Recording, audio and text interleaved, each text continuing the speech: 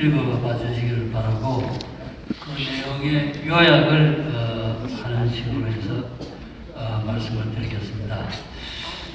저는 이 경제학자로서 미국과 한국 내 교수를 한 35년을 했습니다. 그리고 이런저런 전탈에서 공직을 4곳을 했는데요. 이 위대한 경제학자가 위대한 경제정책을 할 수 있느냐? 저는 그거에 대해서는 절대 그렇지 않다고 생각합니다. 경제학자들의 사고는 물론 경제학 중에 제가 지금부터 설명을 드릴 그런 어떤 경생학에 가까운 분이 있을 겁니다. 그렇지만은 대학에서 단순히 강의만 하는 그런 논문을 많이 쓴 사람이 경제정책을 받았을 때 참 기적을 일으키는 경제정책을 해낼 수 있다. 저는 이때까지 그런 경제학자가 없었기 때문에 없을 거라고 감히 단언을 합니다.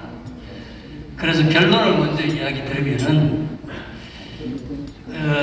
다 지금 뭐 경제라는 것이 결국은 잘 먹고 잘 살자는 이야기입니다. 나라가 부강하자는 이야기죠.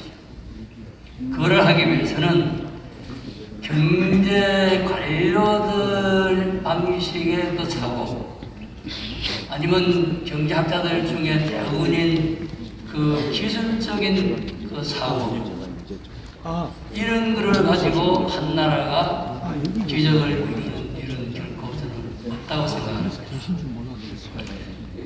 적어도 경제정책을 맡아서 제대로 기적을 이루려면은 인류 역사에 도통을 하고 조금 전에 우리 최동 교수도 말씀하셨고 제가 자세하게 설명을 드릴 자본주의 시장 경제의 기본 원리에 대해서 도통을 하고 또 제가 조금 이따 말씀을 드릴 경제 원리에 대해서 단순히 남의 이야기를 들었을 때 그 말이 맞다는 정도가 아니고 이게 자기 몸에 체화되어 있어서 어떤 정책을 하든 간에 위에 사람이든 밑에 사람이 보고를 할 때 아니다. 이거는 이 원리에 반하기 때문에 이런 정책은 절대로 성공을 못한다.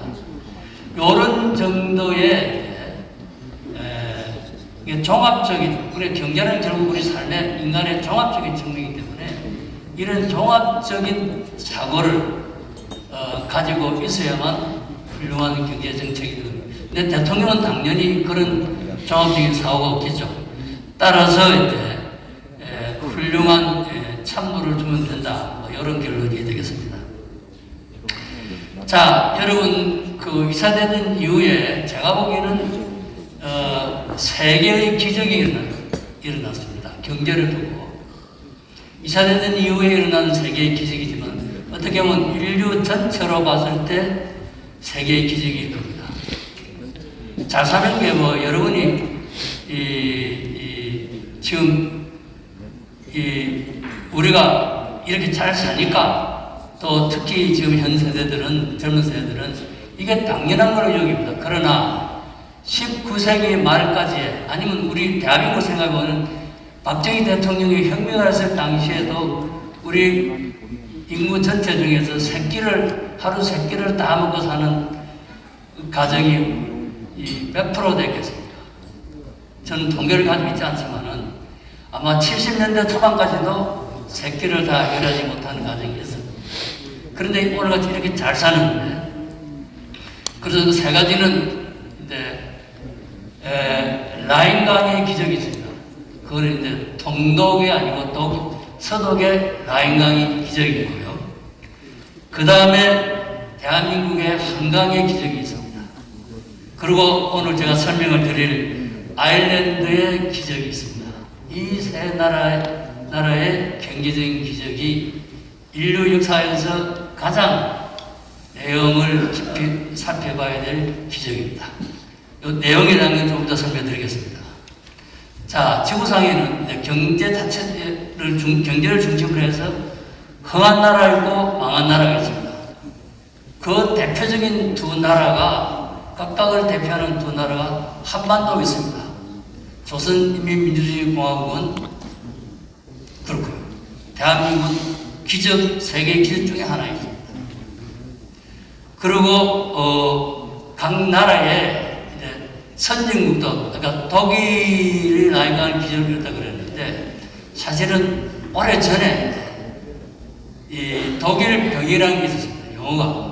그게 학문적인 용어에 갖게 독일 병이란 말이 있었고, 영국 병이란 말이 있었고, 화란병, 네덜란드 병이 있었고, 일본 병도 있고, 스웨덴 병도 있고, 오늘날의 우리나라는 한국 병에 걸려 있습니다. 우리 경제가.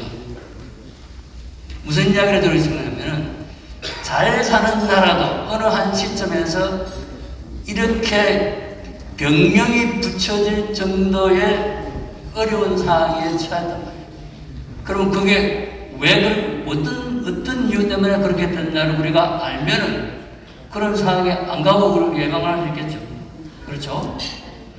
자, 그 다음에 이제 우리 최동 교수님께서 자유의 중요성을 이야기했습니다.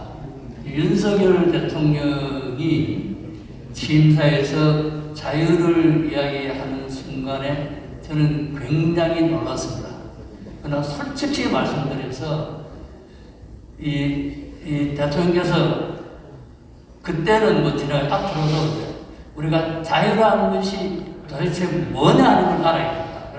말은 쉬운데요. 그럼 자유란 말은 아는데 이게 도대체 뭐냐 하는 본질을 알아야 되고 왜 자유가 중요한을 알아야 됩니다.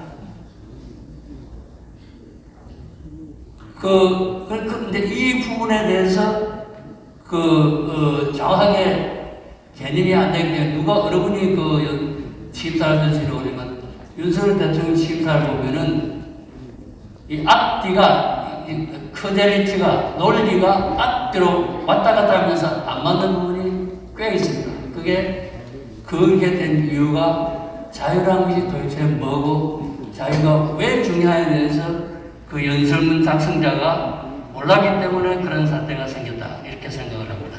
저는 비난을 하고자 하는 것이 아니고 제가 여러분한테 자유를 이야기하는 거예요. 자유를 이야기하면서 이념을 이야기 안 할 수 없습니다. 경제 정책이 이념하고는 아무 관계없이 이루어진다면 천만의 말씀입니다.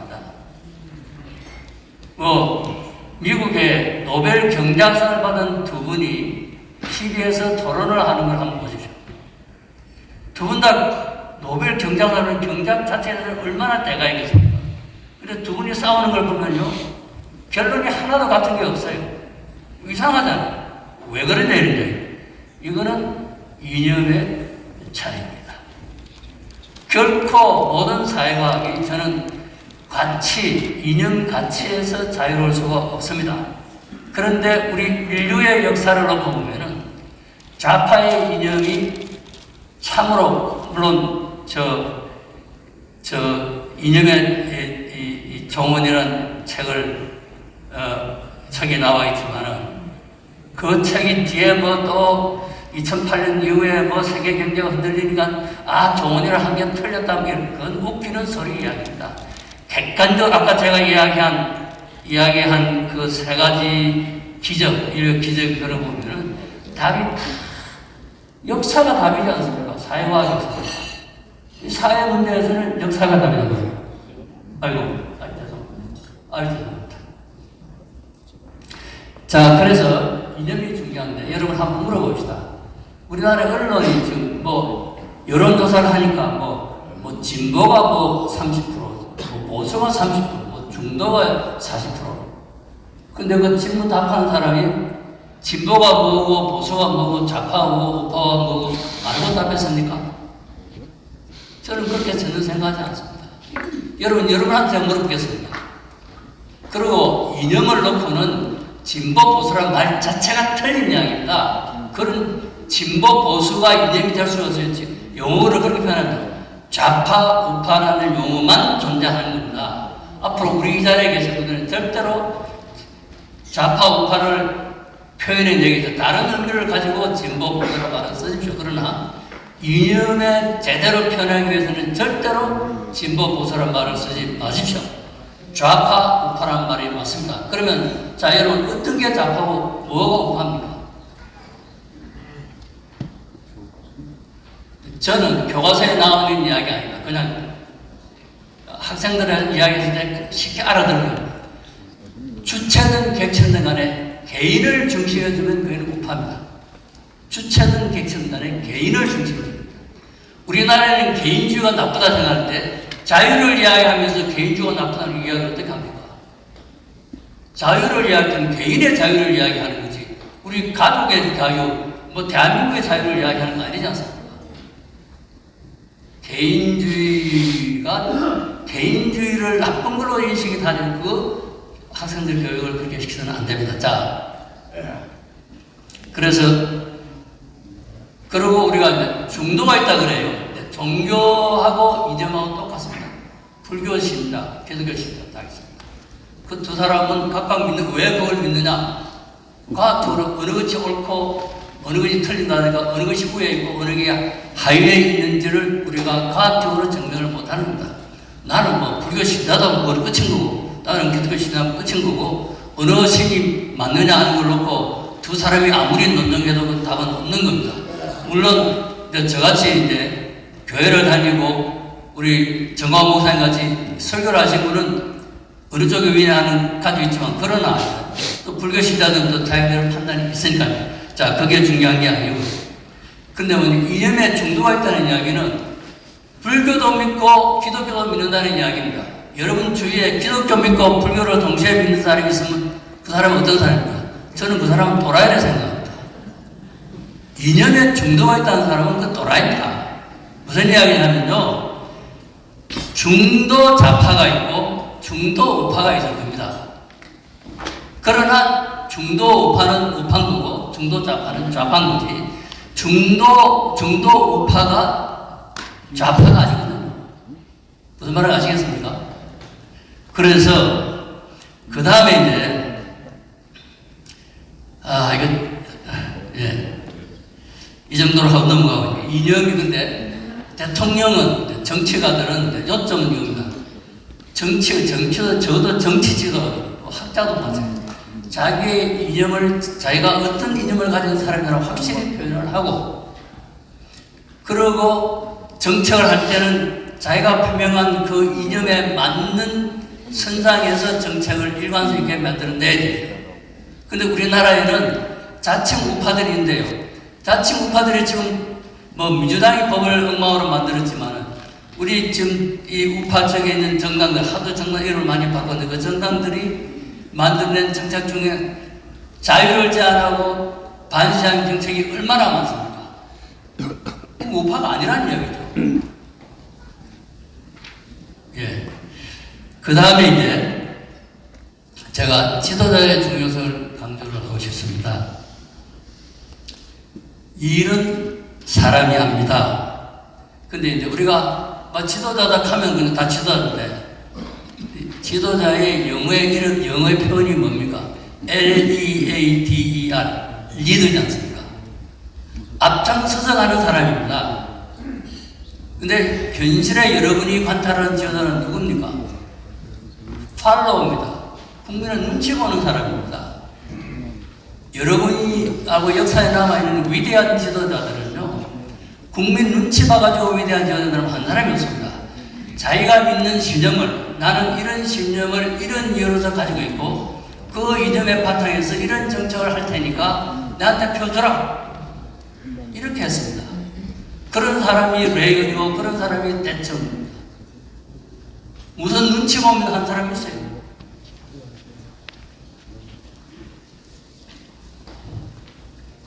예. 그래서 이제 결론을 하고 세부적인 걸로 가겠습니다. 이제 경제적으로 잘 살라 그러면은 좀 이따 설명을 드리겠지만 자본주의 시장 경제 체제에서만 잘 살 수 있다. 그 외에 어떤 사회적 시장 경제 것도 아닙니다. 지혜시장 앞에 사회적이라는 말이 붙고 그것도 될 일이 없습니다. 이제 자본주의 자유시장 경제 경제적으로 체제를 가져야 된다. 그리고 준비한 정책이 경제 원리하고 부합을 해야 된다. 그 경제 원리가 뭔지는 제가 설명을 해드리겠습니다. 반드시 경제 원리를 존중해야 되지 경제 원리를 존중하지 않는 정책은 처음부터 실패할 수밖에 없다. 그리고 이제 지도자는 자유주의 이념을 가진 CEO여야 된다. CEO는 회사의 CEO만 있는 것이 아니고 대한민국이라는 이 그 가장 큰 조직, 한 나라를 기준으로 하면 뭐 가정도 CEO가 있지만 기업도 있고 다른 공기업도 CEO도 있지만 대한민국의 가장 큰 CEO가 대통령이지 않습니까? 이 대통령이 그냥 되면 되는 거예요. 자신이 대통령이 됐다는 건 아는데 내가 CEO로서 이 대한민국의 이 복잡한 다 이름도 다 다른 이 5,100만의 사람을 어떻게 내가 관리를 할 거냐, 이거에 대해서 자기 자신이 저도 국민연금공단 이사를 했지만 자기 확신을 가지고 조직 구성원을 끌고 나가고 있지 않습니까? 대통령이 정책표현으로 대신은 복잡하지만 그렇지만 적어도 그래서 저는 이 장관들도 CEO 경험을 한 사람을 갖다 놓으면은 대통령이 굉장히 편하실 것 같다. 그런 이야기를 드리겠습니다. 자, 여러분 자료에 그 집에 16쪽, 17쪽에 보시면은 이 몇 분의 그 이야기를 쭉 소위 유명한 말들을 했는데 그 대처 여사가 이런 이야기를 했습니다. 자본주의는 정말이지 세상에서 가장 자연스러운 것이다. 근데 우리나라의 자본주의 시장 경제하면 이거는 만악의 근원으로 지금 알고 있지 않습니까? 여러분 빈부격차가 자본주의 시장 경제에 생겨서 이렇게 이야기를 합니다. 저는 사회주의 경제, 북한의 빈부격차가 우리 남한보다 훨씬 더 심할 겁니다. 근데 북한에서 빈부격차 이야기가 왜 안 나옵니까? 독재 국가냐 빈부격차 이야기를 하는 사람 다 아우지 탄광으로 가지 않습니까? 우리는 이제 자유민주주의 세계에 사니까 뭐 소득 불평등의 진위계수가 0.1만 밖에도 그렇다고 호들갑을 뜨고 그래서 굉장히 나쁜 걸로 이야기하는데 그렇지 않다 이겁니다. 환경 문제도 자본주의 시장 경제에서 더 잘 해결했지 사회주의 경제에서 잘 해결한 적이 없습니다. 자, 그러고요. 그 다음에 아까 이 대처가 제가 지도자를 인기가 있는 것이 중요한 것이 아니다. 당신이 옳다고 생각하는 말을 실천할 용기가 있으면 대중은 당신을 존경합니다.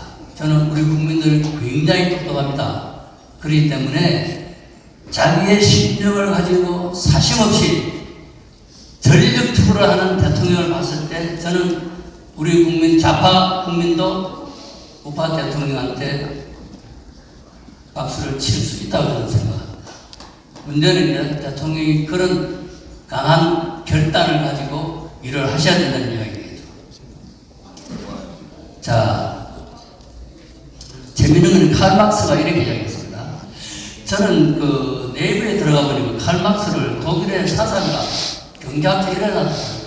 저는 이 칼막스는 인류 역사에서 가장 큰 파괴자다.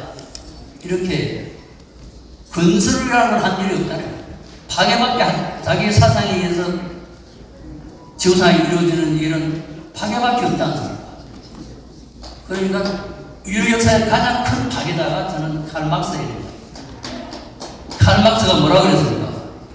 공산주의자들의 이론은 단 한마디로 표현할 수 있다. 자유자산의 폐지다. common property, 공산이다. private property가 아니고 common property, 그게 공산주의다. 자유자산이 없는 세상입니다. 자, 레이건 대통령의 한 말을 한번 보십시오. 우리가 기업이, 특히 대기업이 우리 국민의 적으로 가고 있습니다. 천만에. 진정한 적은 기업이 아니라 위대한 정부입니다. 이 하나를 저는 시간이 이거를 저는 정부가 커지면 그 국민이 노예의 길로 가는 거고 작은 정부일수록 자유의 길을 가는 겁니다.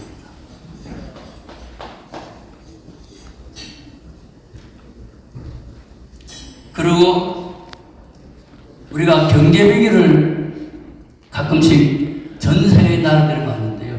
2008년도 미국의 그 금융위기라는 것은 클린턴 대통령이 가난한 사람들의 주택보급률을 올리려고 하는 그것 때문에 발생했어요. 전혀 다른 요인은 아닙니다. 클린턴 전에 서민들의 주택보급률이 60%였는데 클린턴이 해가지고 그걸 자기보다 앞에 250년 동안에 해서 60%밖에 안 됐는데 클린턴이 정책을 해서 80% 가까이 올렸어요. 그 자체는 성공했는데 금융 전체가 박살이 나고 위기가 왔지 않습니까? 그게 무슨 이야기냐면 경제위기의 주문 장밋빛 예측에 따라서 방만하게 지출하고 경제에 개입한 정부 때문에 위기가 발생하는 거지 자본주의 시장 경제 때문에 위기가 발생하는 것이 절대로 아닙니다. 시장은요, 자기 치유 능력이 있어요. 그리고 기업이 뭉개지는 그거는 사양 산업은 넘어가고 새로운 산업이 커가는 그게 성장통이지 그게 자본주의의 문제가 아니라 이런 이야기입니다. 아시겠습니까? 자, 이제 지금 시간이 한 20분 남았죠? 예. 제가 시간을 많이 빼앗아서 죄송한데요. 그러나 제가 전 목사님, 우리 김학성 교수님의 연락을 받고, 지금까지 내가 고민한 말을 좀 다 쏟아내는 게 좋겠다. 이렇게 생각해서 긴 원고를 작성을 했습니다. 어쨌든,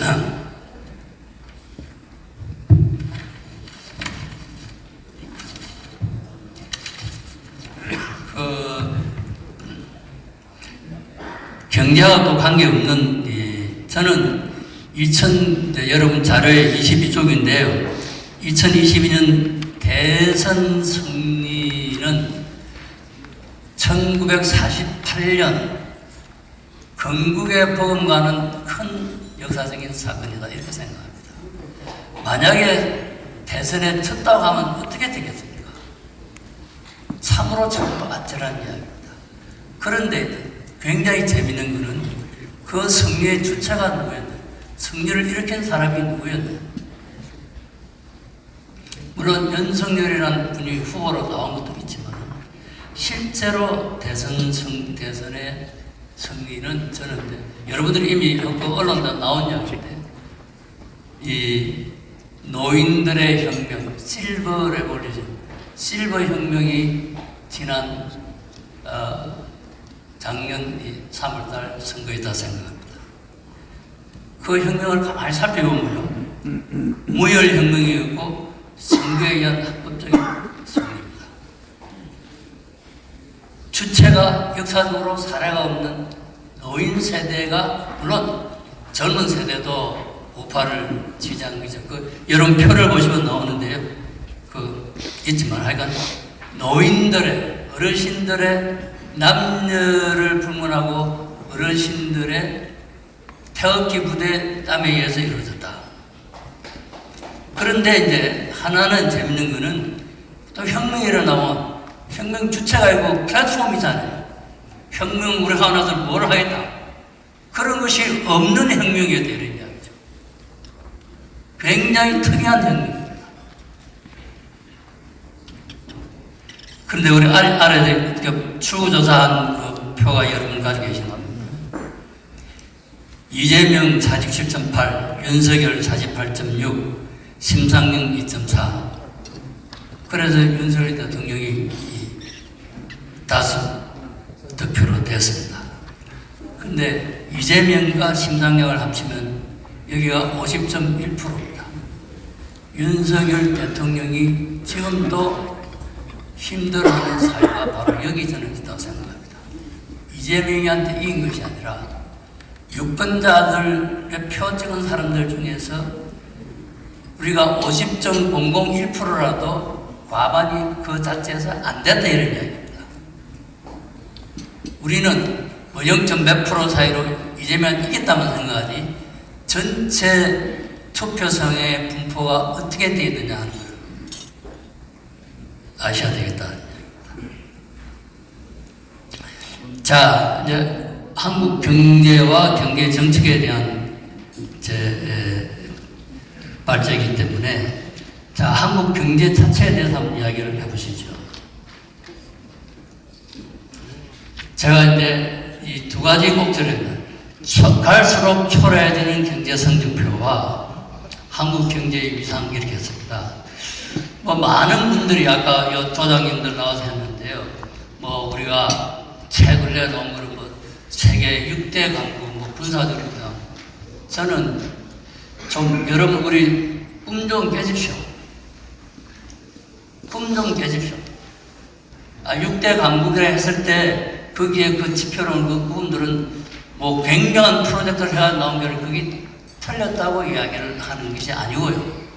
그러나 우리가 무슨 일을 하려고 그러면 우리 자신을 알아야 될 거 아닙니까? 정확하게. 그래서 이제 아까 제가 한국경이라고 했는데 한강의 기적이 지금 한강의 눈물로 지금 갑니다. 경제만 놓고 보면 그렇습니다. 그리고 옛날에는 우리나라의 경제 성장률이 박정희 전두환 대통령은 전 세계 평균 성장률의 3배에 달했습니다. 드디어 문재인 정권에 와서 우리 문재인 재임 동안에 우리의 경제 성장률이 세계 경제 성장률 평균 성장률 밑으로 최초로 떨어졌습니다. 이게 엄연한 사실입니다. 그리고 우리가 1인당 GDP가 인구가 5천만이네. 되다 보니까 뭐 총 규모로 세계 지금 13위입니다. 뭐 유엔 가입된 나라들이 200개가 넘으니까 뭐 13위 정도면은 뭐 대단한 거죠.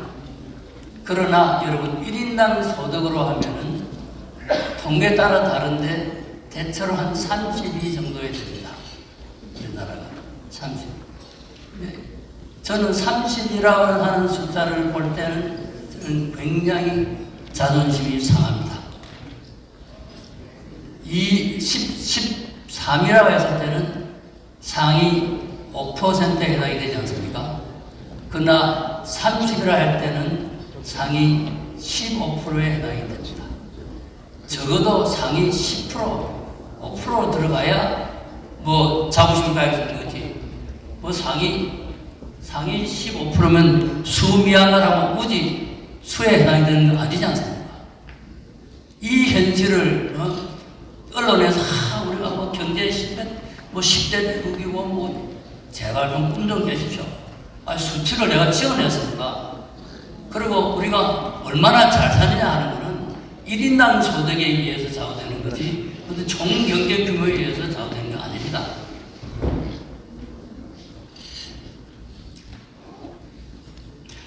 자, 이제 자료에 보면 이제 영국병, 화람병, 네덜란드병, 독일병, 스웨덴병을 했는데요.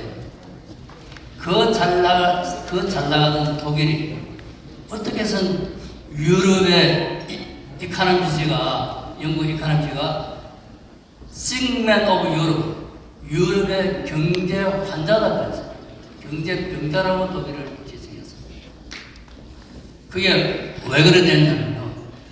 독일의 기적은 에르하르트 수상이 독일의 군정시대에 경제장관을 했고 뒤에 수상이 되고 그걸 이어받은 게 이제 기민당이 1969년까지 기민당이 집권을 했습니다. 우파가 집권을 했어요. 그래서 그 한 25년 동안에 다른 선진국들이 1%, 2% 성장돼 독일이 6%, 7% 성장했는데 그거를 라이강이 기적 이런 거예요. 그때는 그 벼에 에르하르트가 2차 대전 이후에 독일을 한번 상상을 해보십시오. 모든 것이 엉망진창이에요. 10분도 없었을 거 아닙니까? 그러면 국가가 개입을 해야 되지 않겠습니까?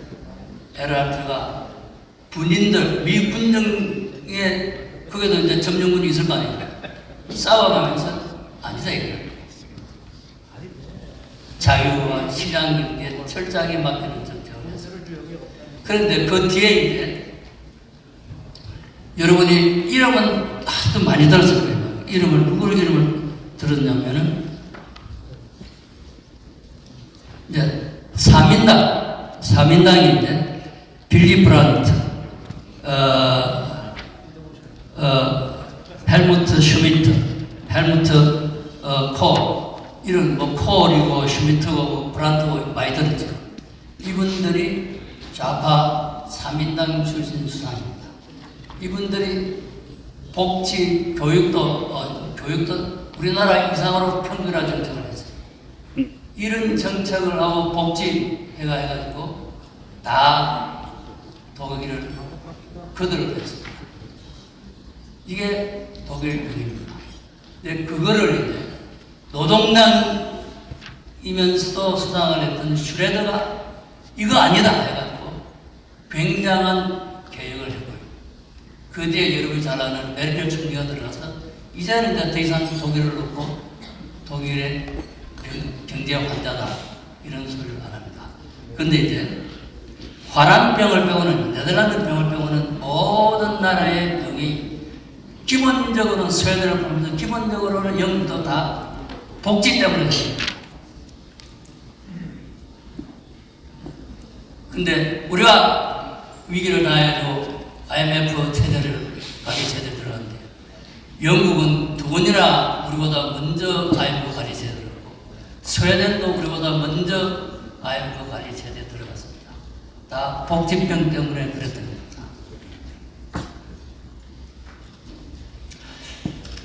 이렇게 또 지금 얼마나 남았죠? 한 10분 남았는데 자 그러면은 제가 경제 원리에 대해서만 이야기하고 아일랜드 기적에 대해서 하는 걸로 하겠습니다.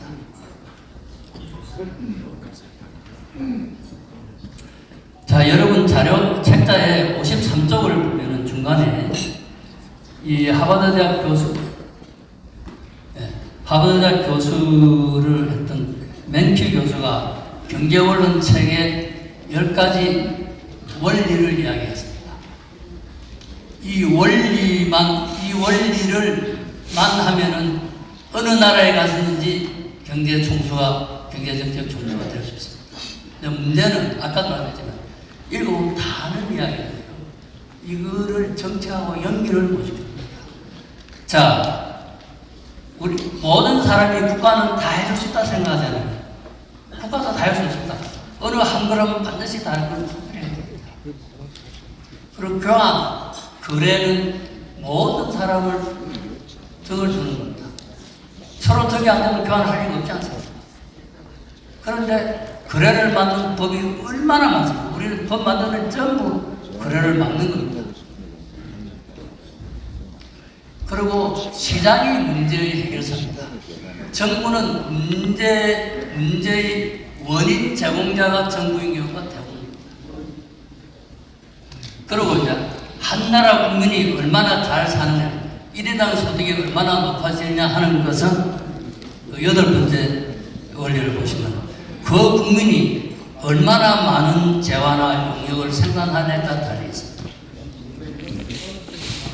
더 잘 살려면 더 많은 재화와 용역을 생산해야 됩니다. 노조가 뛰들고 다닌다고 소득이 많아진다. 지금 그런 얘기가 아닙니다. 국가가 무슨 세금 가지고 나눠주면 소득이 높아집니까? 생산을 많이 해야 됩니다. 자, 그러고 나서요. 그 아일랜드의 기적에 대해서 이야기를 하겠습니다.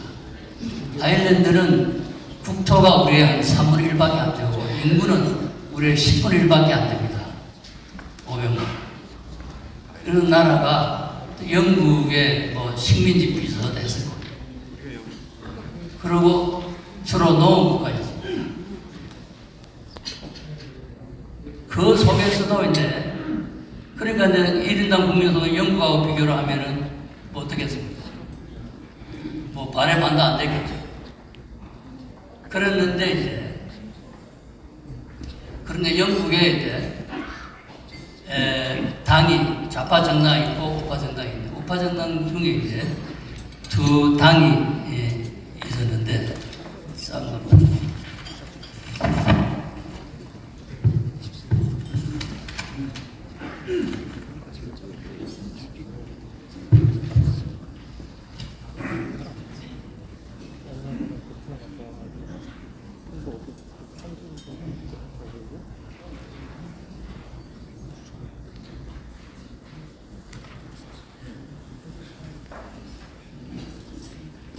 하여간 유럽에서 가장 후진국이었던 거고 그런 속에서 이제 이 영국의 정당에 두 개의 보수 정당이 두 개 있어요. 피어나 호일당하고 피네 게일당이라는 두 당이 있었어요.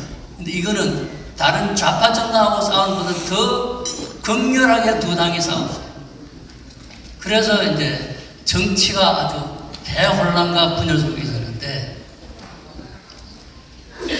경제가 엉망이 된 상태에서 이제 이 두 당이 앙숙이었어요. 같은 우파 정당인데도 우파 정당 앙숙이었는데 두 정당이 1987년도에 이제 찰스 호이라는 분이 그 피네 게일당의 당수였고 그 총리를 하고 있었고 피어나 포일당의 찰스 호이가 총리를 하고 있었고 피네 게일당의 대표가 앨런 듀크스라는 사람이었습니다.